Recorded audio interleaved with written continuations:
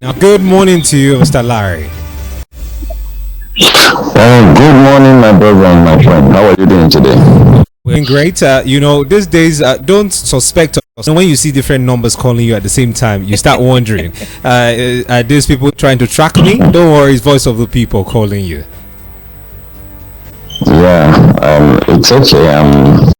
I'm used to that at this time. And once it's 8 o'clock, I expect that this call should come in.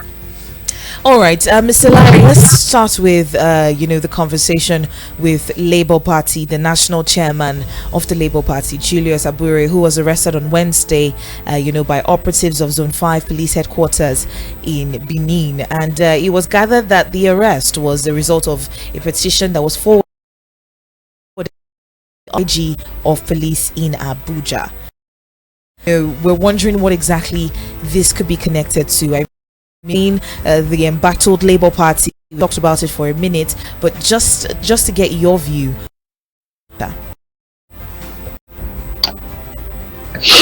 I think the first way to look at it is that if we are in a new era where nobody is the law, where people will be arrested on the basis of preliminary investigation that they have committed a crime, then that's fine. We have the administration of case law, how criminal matters should be handled over the nation. That is, we have the act for the nation, we have the if the act of is in line with the provisions of the law, it's the same standards to treat other politicians for the political affiliation. Fine, that makes sense. Assuming the new era where the law doesn't have separate cows, where everybody, where people are treated on the basis of the provisions of the law, not on the basis of party affiliation, fine.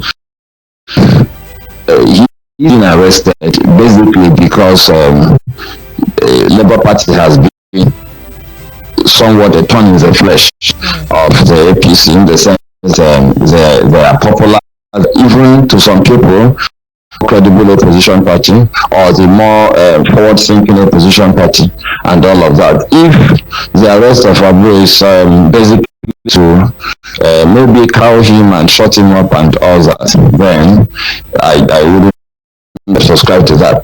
And another thing I also point out is that we live in a country where politicians behave with a high level of impunity. That is, they assume that there will be consequences for their action.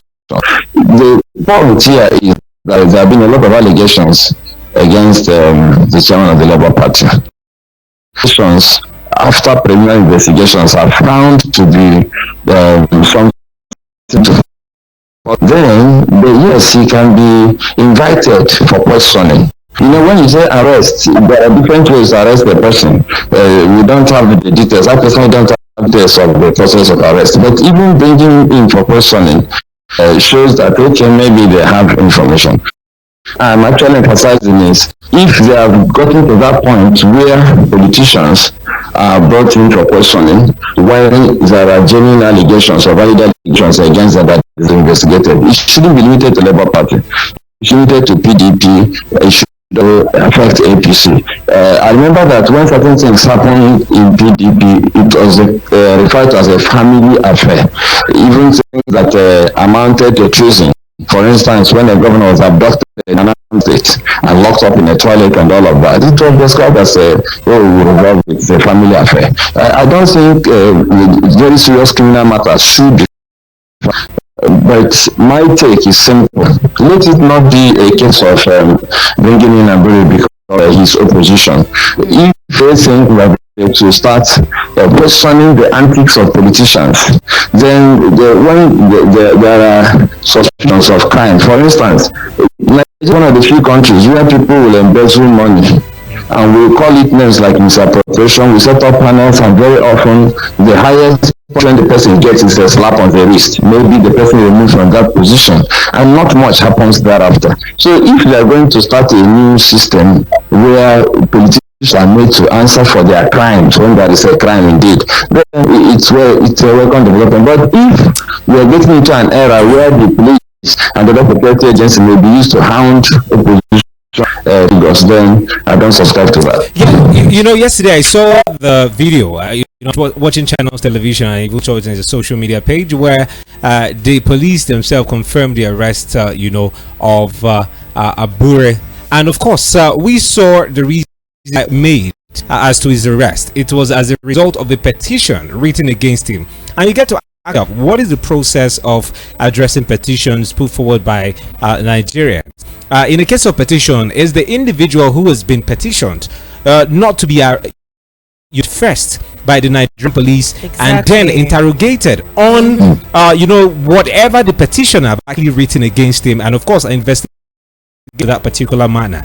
We saw the video of Abure being arrested, and of course no matter the crime, we don't think law enforcement officers should actually engage in manner of arresting an individual. It is understandable if you are evading arrest, trying to avoid arrest, but in this case Abure is not someone that can hide.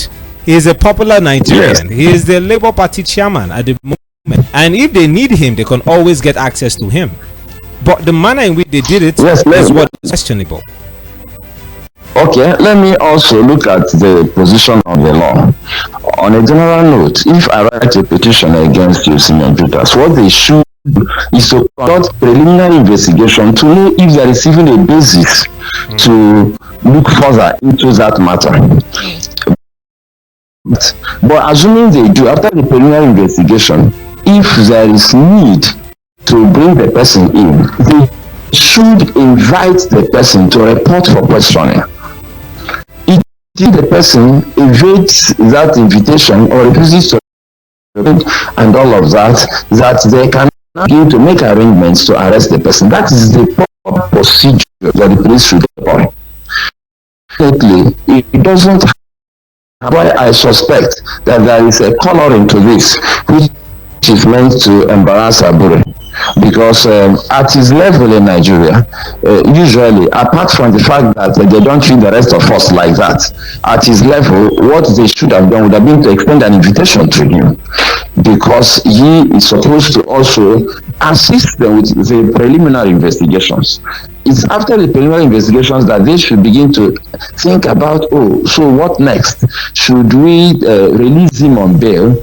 And somebody like Abure, if he doesn't really commit a heinous crime, he should be released on bail on self-cognizance, because he's not just popular. Yes. So far. No, what I'm not trying to look at procedure. Okay. I know you're saying that ordinarily, that somebody who is a public person who didn't commit a crime that is heinous, maybe not treason and all of that, can be released on self-cognizance. Even, in fact, I know that I've intervened in a matter where a senior citizen, a pensioner, was released on self-cognizance. The police said he should bring a shorty. I told him, no, he's a pensioner. He has evidence he's a pensioner. He has his pension ID card. And he's a senior citizen. He doesn't deserve to be made to run around to look for a shorty. So they should grant him bail on self-cognizance. And they did. I'm just trying to run through the way things ought.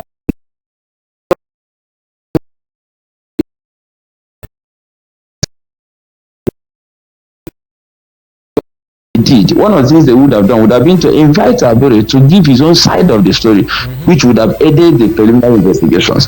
Unfortunately, a lot of these things don't happen in Nigeria. It's a chaotic space that we are operating in. Very often, politicians interfere with the operations of the police. There are two things that primarily interfere. That is politicians and money bags. That is two kinds of persons. The police should learn how to operate professionals using the law and the standard operating procedure that they have developed to do the work. Incidentally, that is not what is happening up to now, and it's sad because when they get to that point where it looks as if they are going to use security agencies to try to cow the opposition and make them maybe docile and afraid to speak up, then we are heading towards a very dangerous kind of democracy. In fact, not even practicing democracy. So when we begin to introduce that element, we're actually heading a dictatorship. All right. To another